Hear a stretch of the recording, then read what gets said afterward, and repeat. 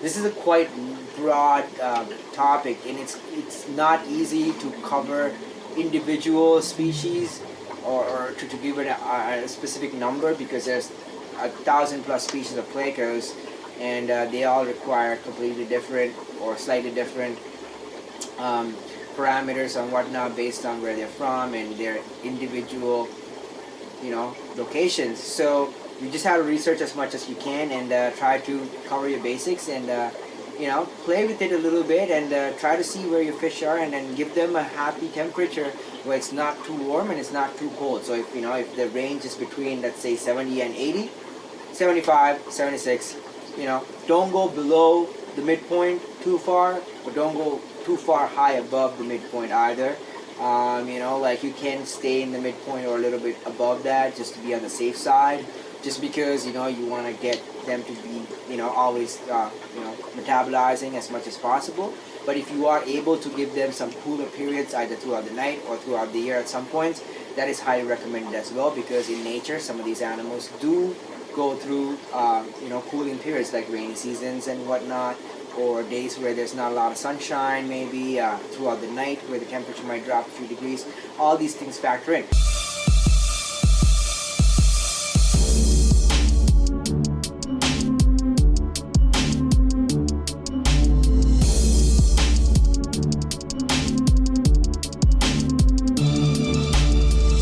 Produced by Malik.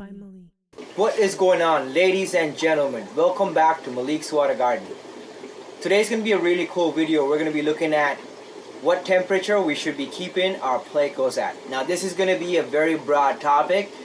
It's going to be specific to individual species, so depending on what type of fish you have, I highly recommend you go and research and find out as much as you can about what temperature you should be keeping your individual species of plecos at. Now this can vary from the low 70s all the way up to the high 80s. Depending on the species. Some of the fish I have, for example my Hypanthecus furunculus, they are supposed to be at 72 to 78 degrees Fahrenheit throughout the year. So any warmer than 78 degrees Fahrenheit, the fish are probably not going to be happy, and it's probably not going to be healthy for this animal. The first thing I'm going to say is fish are ectothermic. We are endothermic. Now what that means is I generate my own heat. Right now you might see a little bit of sweat on my face and stuff because it's quite warm in here. It's not as warm as it was 2 weeks ago when I was dealing with the ick outbreak, but even now it is about 84, 85 degrees Fahrenheit in this room, and it's quite comfortable if I'm just sitting here, but I've been doing some work, so I'm a little hot, and I'm wearing long sleeves, which is not smart, but I was doing work and I didn't really think about it, and I started sweating, so I took a break and I decided to make this video for you. And so essentially my body can create this thing called sweat to cool me down when it's a little too warm for me, and when it's a little too cold, my body can create its own heat. It could shiver, it could do all types of other things and warm me up. Fish do not have this ability, and they depend on their environment and in extension you, the fish keeper, to maintain an ideal temperature in their environment so that they themselves can maintain optimal temperature within themselves for optimal bodily functions. Now, below a specific temperature for tropical fish, for example, their organs do shut down, so you cannot let them get too cold. And the same thing applies on the higher end. If they do get too warm, their bodily internal organs can go into overdrive, and that could also be detrimental. So you have to really pay attention to what temperature you keep these animals in. Now my friend that lives in Toronto here suffered a loss. I'm not going to name him because he's not a public figure, but this was like last week. He lost an entire tank full of fish. It's a large tank, I think 6-foot tank, and it was a heater malfunction. He lost a lot of his expensive fish. He was not happy. So essentially the heater shot, and basically it went on to the on position, and it stayed on the entire time. And so one morning, I guess, he came and looked in the tank, and all the fish were floating, and it was not a pleasant sight. So he called me, and we talked about this for an hour or so, and I felt really bad, and I recommended to him about having an external controller and so he is going to be changing some of his tanks to external controllers, and I highly recommend you guys doing that as well, and checking out some of the videos on the playlist and whatnot. Now, Dr. Thomas actually bought this controller. He was talking to me about this a few days ago, and he told me he bought this controller that was designed for terrariums, which has 4 separate temperature settings that he can change his temperature to throughout the day. Now, these are the top of the line. You know, not a lot of people can afford this or want to. So if you do have the ability to and the financial means, highly recommend getting a unit that can do various temperatures, or at least a shut-off switch that can turn off if your temperature does get past a specific amount, so that your heater does not get any power beyond a specific temperature, and this is a separate controller from the controller on the heater. So that's the best way to stop your fish from dying with the heater malfunction, and also maintain these equipment regularly and test them and check them and make sure everything is working fine. I have OCD, so I'd be testing stuff all the time. Okay? Now, having said that, the next thing is you want to figure out what the temperature for this animal's ideal temperature is. Now, for example, my Hypanthus furunculus, 72 degrees Fahrenheit to 78 degrees Fahrenheit. So that's the range, okay? Now, does that mean I should be keeping these animals at 78 degrees Fahrenheit all the time? Or I should be keeping them at 72 degrees Fahrenheit all the time? I don't think either one of those two things is ideal. My recommendation is to, if you can swing the temperature, you know, that's a different story. But if you are going to set the temperature a specific amount, in this particular scenario between the 78 and the 72s, I would recommend keeping them at about 76, 77 degrees in the winter time. And then in the summertime, if your room does drop, you know, like based on your AC and stuff a little bit, try to give them about 74, 75 degree temperatures through the summer, or vice versa. Whatever way that you want to do that is fine, however you want to do that. If you want to have the swing between 75 and 77 degrees happen throughout the night and the day, that's also ideal. That's fine too, because that type of swings happen in nature.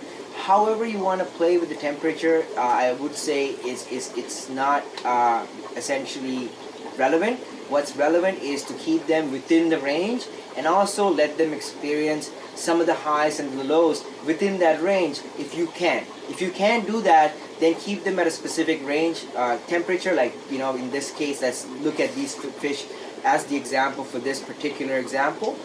So 72 and 78 degrees Fahrenheit, which translates to about 22 to 26 degrees Celsius, I believe. Yes, yeah, my math is right. 22 to 26 degrees Celsius. So I would recommend keeping them between 25 or 24 and 25, or 23 and 25 degrees Celsius.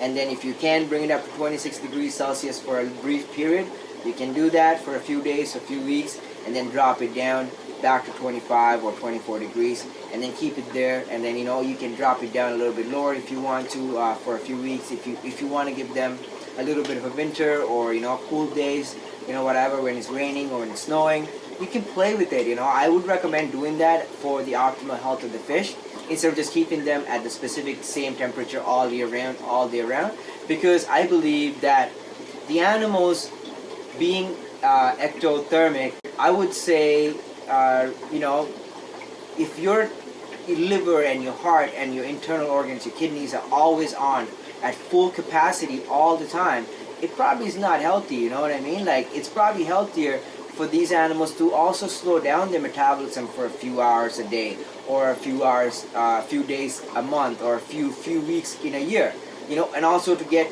faster metabolism, you know, for a brief period too. Now the same thing applies for breeding as well, you know, like giving them a little bit of a cooler temperature. For example, our Corydoras, all my Corys are going wild right now. I'm actually seeing spawning activity, so I'm setting up some tanks for them, and so that's all coming up, so stay tuned for those updates. But essentially, what it relates to is that when the temperature drops, they like to spawn. The same thing applies to your Plecos. Now that's basically the bottom line of the video, and sometimes a lot of these fish, there's not a lot of information. One of the fish I got, there's not any information on them for temperature. I searched everywhere that I can, like parrot catfish, and I even looked at other fish that come from the same river, but I couldn't find any temperature data, so I am resorting to contacting the person that collected the fish and trying to find out what type of temperatures the river is to that time at least. Now, I am quite fortunate in that regard because I do know the person that collected these particular fish. But that is not the case for a lot of you guys, and most of you guys might not, most of the time, you might not even know where the fish come from or even have a positive idea of the fish. And even if you do, for a lot of these fish, there might not be any information because they are new to science or they're just being discovered now and they're just being collected now. So you might have to figure this stuff out for some of these guys. And general rule of thumb, I would say, is about 78 to 80 degrees is where you would want to keep your fancy plecos, your Hypacestrus and Picolteus. All of them seem to do okay in that temperature. Even your zebra plecos can do good at 79, 80 degrees. I wouldn't bring them any lower than that, and that's now you're pushing it at the lower end. So you want to keep your zebra plecos a little bit warmer, so anything that comes from that particular river, you can kind of guess and say they are that particular stretch of the river specifically can be kept at warmer temperatures. But that does not mean that you have to keep them at like 86, 87 degrees throughout the day or for them to be happy. So those are the things to be considering. So that's what I'm going to leave you guys with. If you have any questions, comments, or anything to add to this, please comment below. I would love to hear from you guys, and also what type of things you do to keep the temperature at the level where your fish are actually comfortable as opposed to your own comfort. Now, having said that, thank you so much for your love and support. The channel's growing really fast. If you haven't subscribed, subscribe right now because I'm going to be revealing the new fish species that I got. I got 2 really cool new species of fish, and they are awesome. So thank you so much, everybody. I'll see you on the next video. I love you all. God bless you.